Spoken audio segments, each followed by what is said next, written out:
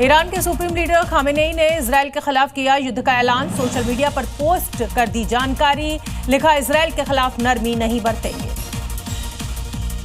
जंग के ऐलान के बाद इजरायल पर हमला हो सकता है तेज। पिछले 5 दिनों से दोनों देशों में वार पलटवार लगातार जारी। इजरायल का ईरान पर ताबड़तोड़ हमला। एयर स्ट्राइक में ईरान के 585 लोगों की मौत, 1326 लोग घायल। इजरायल ने ईरान के कई शहरों पर किया एयर स्ट्राइक, 50 से ज्यादा फाइटर जेट से किया हमला। इजरायल पर ईरान ने फिर किया मिसाइल अटैक, कई शहरों को बनाया निशाना। हमले के बाद मलबे में तब्दील हुआ इलाका। इजरायल ईरान जंग के बीच 2 खेमों में बटी दुनिया। अमेरिका ने कहा ईरान को सरेंडर करना होगा। नॉर्थ कोरिया ने कहा लड़ाई में तेहरान अकेला नहीं। चीन बोला तनाव के लिए इजरायल जिम्मेदार। जंग के बीच ईरान का बड़ा दावा। IRGC ने मोसाद एजेंट पकड़ने का किया दावा। गिरफ्तारी के दौरान मोसाद एजेंट ने की आत्महत्या की कोशिश। ईरान के सुप्रीम लीडर खामेनेई ने सेना को सौंपी शक्तियां, ईरानी सेना को दी गई खुली छूट।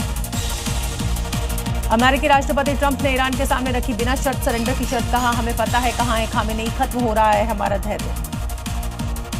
इजरायल की नई धमकी से मिडिल ईस्ट में मची खलबली। IDF ने कहा सद्दाम जैसा होगा खामेनेई का हाल।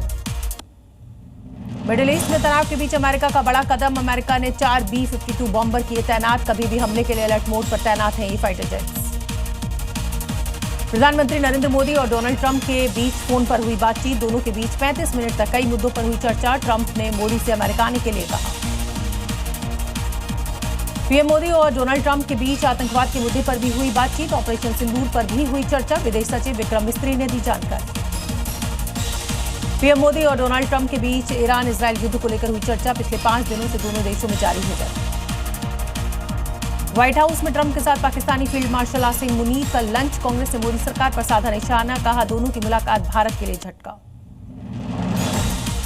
राजा हत्याकांड में बड़ा खुलासा। संजय नाम के शख्स से बात करती थी सोनम। 1 महीने में 100 से ज्यादा कॉल की और सोनम के घर पहुंची मेघालय पुलिस। परिवार वालों से पूछताछ। केदारनाथ में लैंडस्लाइड से बड़ा हादसा। मलबे की चपेट में आए 2 यात्री, दोनों लोगों की मौत, 3 घायल। फास्टैग को लेकर केंद्र सरकार का बड़ा ऐलान। 3000 में 1 साल का पास या 200 टोल फ्री। सिर्फ निजी वाहनों के लिए फास्टैग वैध। 15 अगस्त 2025 से ये नियम होगा लागू। सुकमा की सीमा से सटे आंध्र प्रदेश के मारेडपल्ली जंगल में मुठभेड़, कई नक्सलियों के मारे जाने की खबर।